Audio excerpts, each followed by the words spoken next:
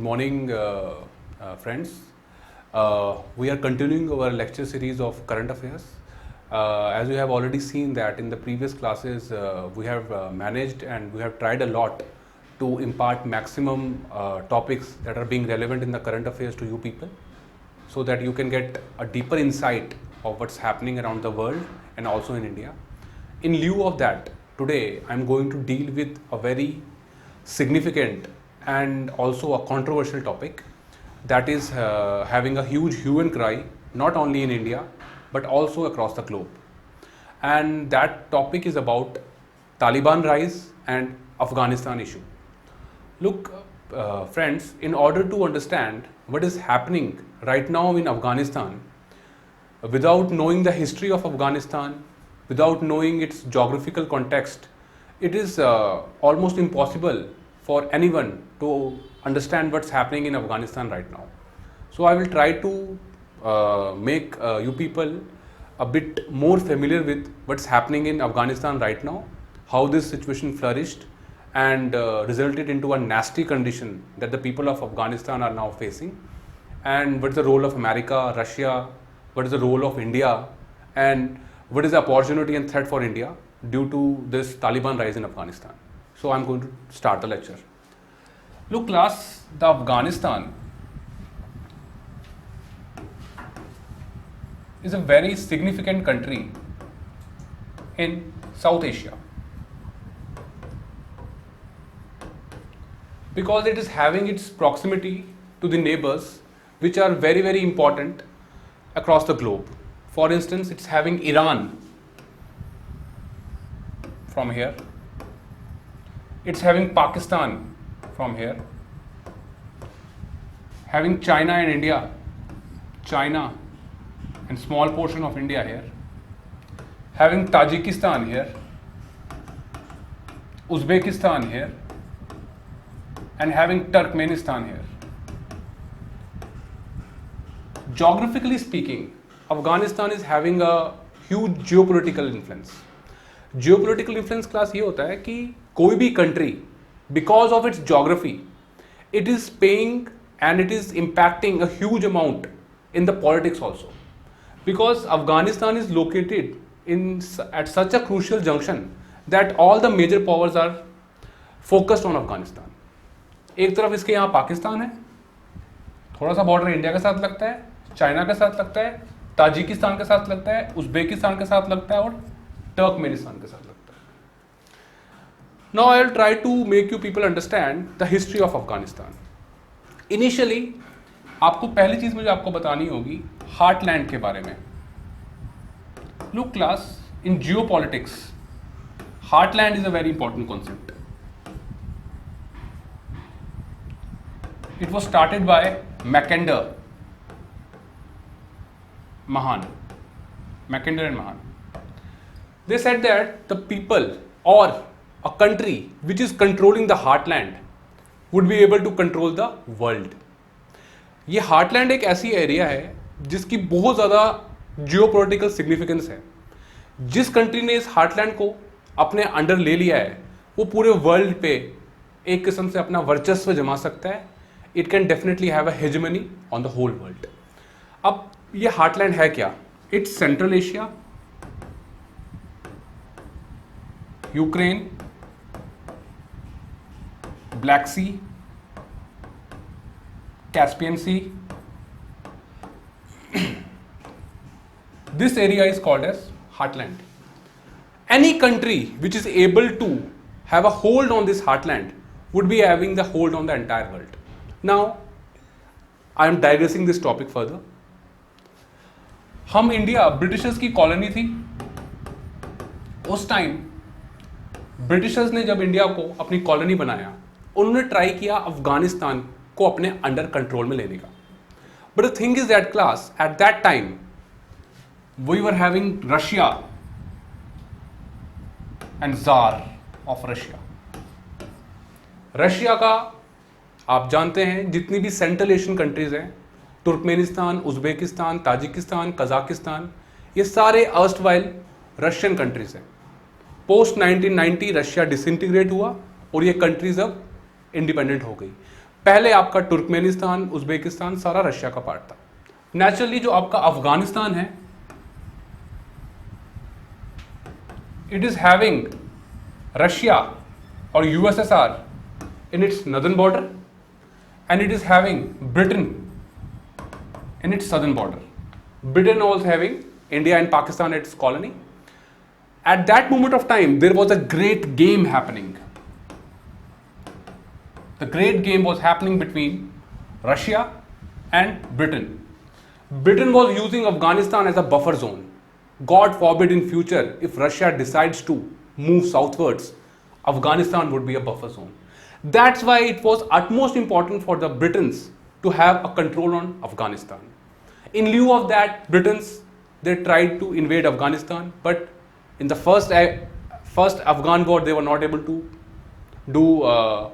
to make Afghanistan their colony. So this is the geopolitical significance of Afghanistan. Great game was happening in history also.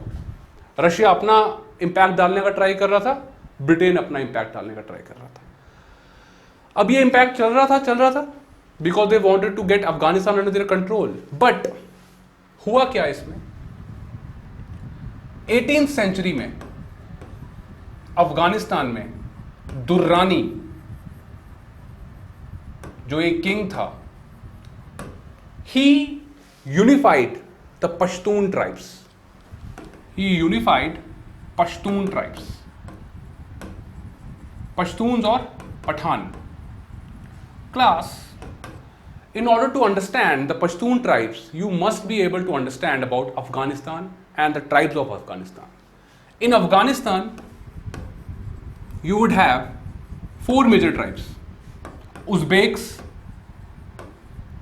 Tajiks, Pashtuns, and Hazaras. There are 4 main tribes of Afghanistan. The Afghanistan border with Uzbekistan would have Uzbek tribe, Tajik tribe with Tajikistan, Pashtun tribe with Pakistan, and Hazara tribe with Iran. Because Afghanistan is also having its border with Iran, and they also have Hazara tribe. Initially, Afghanistan became a nation when this Durrani king, he unified the Pashtun people, and somehow Afghanistan came into a being. Initially, Afghanistan was there, but he tried to unify all these tribes so that a proper socio-economic setup could be maintained in Afghanistan. And the thing was that Afghanistan was continuing as such. But in 1979, this was a time of Cold War. As you people know, after Second World War, the world was divided into 2 main superpowers. On the one side, we have USA with its capitalist ideology. On the other hand, we were having USSR with its communist and nationalistic ideology. So the Cold War was happening, and Russia decided to invade Afghanistan in 1979. In 1979, USSR invaded Afghanistan and implanted communist ideology and their proxy rulers. Naturally, it was a huge blow for America because the Cold War was happening. On the one side, America thought that Russians are taking control of Afghanistan, heartland is going under the control of Russians, and the geopolitical power is slowly drifting towards Russians. So the America, they thought they want to defeat Russia and they want to remove Russians from Afghanistan because the communist ideology was getting in Afghanistan and the proxy rulers was ruling. इस context में आप देखिए America का rule, 3 people came forward: USA, Pakistan and Saudi Arabia.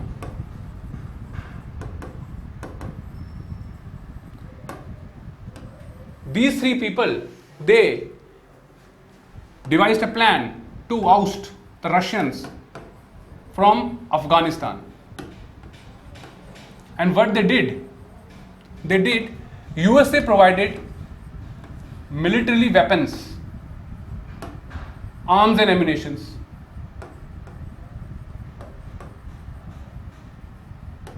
Pakistan, he provided personnel, soldiers. Saudi Arabia, he provided funds. And the result was that they attacked Afghanistan. And these people were called as Mujahideens. Mujahideens were Pakistan army people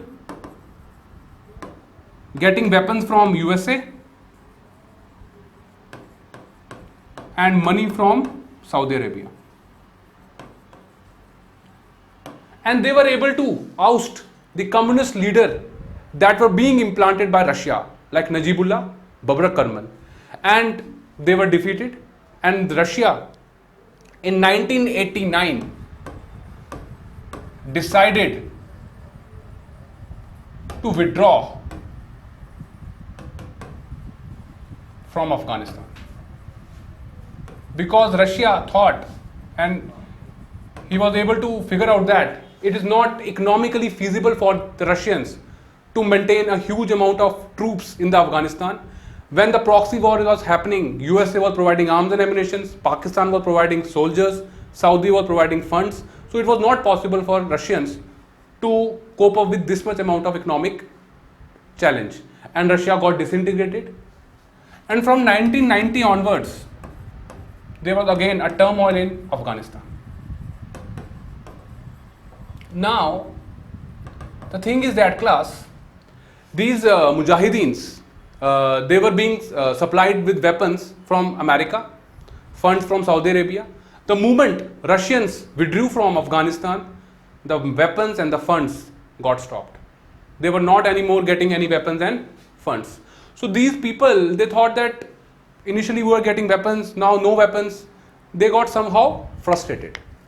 And now you know, there was a person called as Osama bin Laden.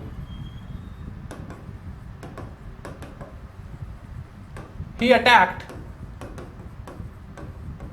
American embassies in Libya,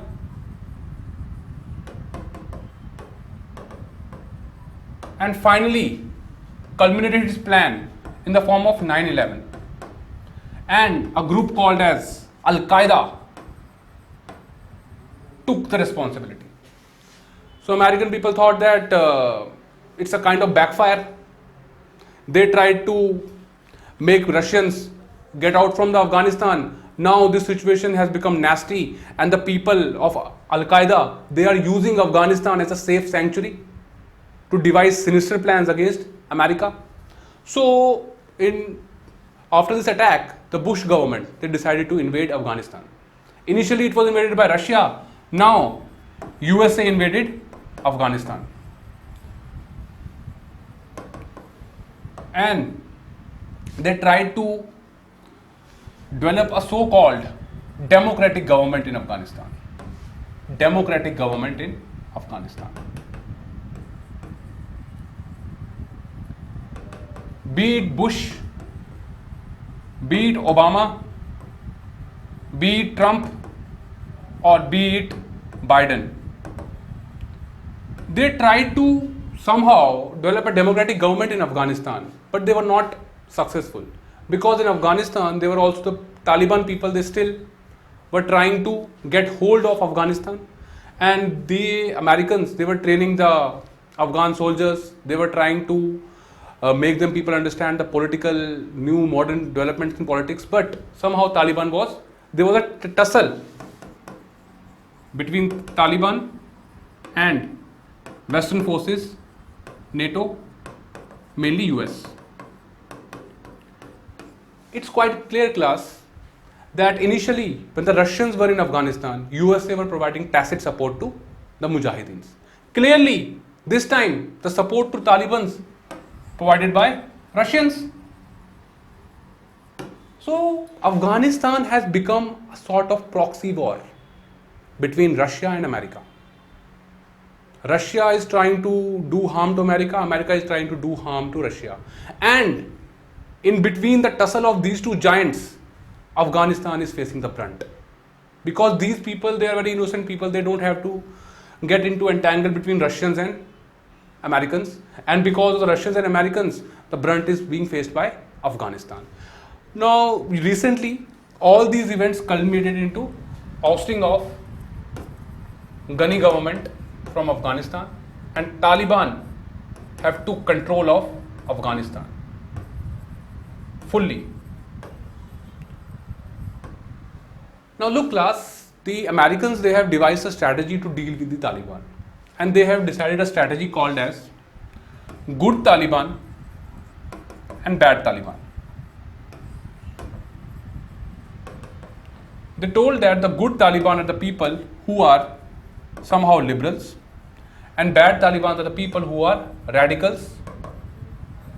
So the Western forces, the mainly Quad forces, China, Russia, America, they said that they are going to deal with the good Taliban, and these Taliban are liberals.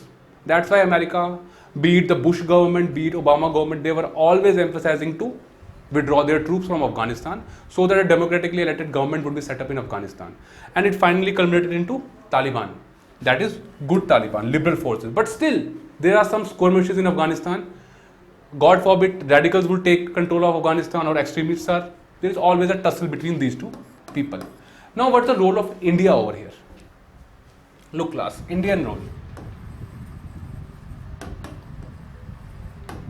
India is having a border with Afghanistan that is now called as Pak occupied Kashmir.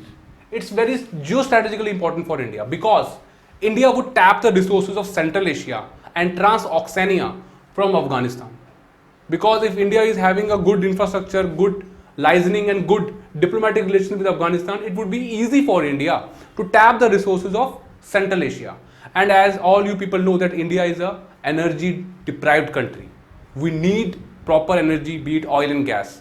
And Turkmenistan and Central Asian countries would provide a huge benefit in this regard. So India devised its strategy in Afghanistan. First, we have made infrastructure plans in Afghanistan in the form of Zaranj, Dilaram highway. It would have a connectivity through Chabahar, that's in Iran. Second, India is having humanitarian missions in Afghanistan, like Habiba Girls' School in Kabul, like we have wheat aid to Afghanistan. We are also providing Parle-G biscuits to the malnourished Afghani children.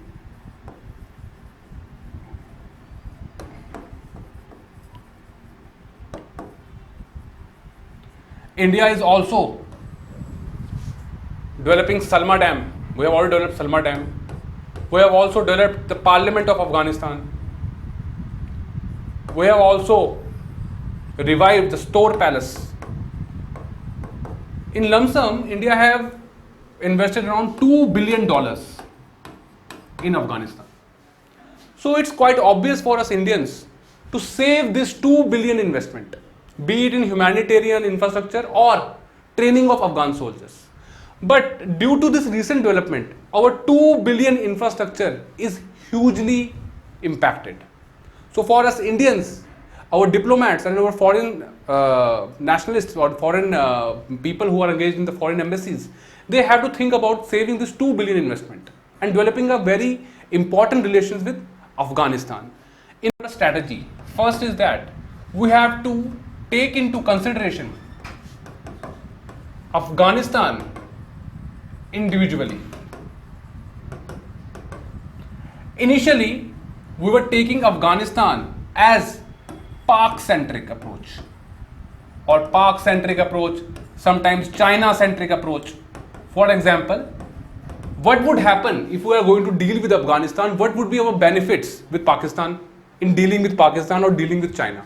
Or we were dealing with only Pashtun people. We were not taking in regard the Uzbeks, the Tajiks or Hazaras. So the foreign diplomats, they have said, we have to evolve a neutral and independent strategy vis-a-vis Afghanistan. It should not be Pak-centric, neither it should be China-centric. It should be Afghanistan-centric. We have to take into consideration only Afghanistan without its repercussions on China or Pakistan. Second, we have to take in account also Uzbeks, Tajiks and Hazaras, because these people, we also must take into consideration these people, because if these people are not taken into consideration, there would be fault lines generated. Because if we are only dealing with Pashtun people, these people would definitely feel alienated towards the people of India. Second thing is that, class, we must try to engage with Afghanistan mainly in narco-terrorism and J&K scenario. These are very two important aspects, class. As you know, the Afghanistan, they are initially they were having their problem with America. Now they are having problem with Russia. When the Taliban and all these people were having war, or they were having in proxy wars, they were buying weapons, and the weapons were being bought by the drug money or the narco terrorism. And this drug money is because of opium trade in Afghanistan. There is an opium trade in Afghanistan as it falls on Golden Crescent. Afghanistan is in Golden Crescent area. These areas are generating opium and they are selling opioids, heroin. In the money they are getting from these narcotics, they are buying weapons. India have to deal in this regard, because this narco terrorism is having its geographical contiguity with India also, with Pakistan, with Punjab. So in order to curb this narco terrorism, India must have to take into action the necessary steps. Second is J&K scenario, class. We have seen that whenever there is a rise of extremism in Afghanistan, it is having a huge ramifications on India also. In 1989 also, and in 2021 also. So our National Investigation Agency and our defense must have to take into regard our national security also. So in today's lecture, I have tried to give you a brief glimpse of the Afghanistan, how the situation was initially and how the situation has now turned up. I think I have made you people understand this topic. Thank you so much.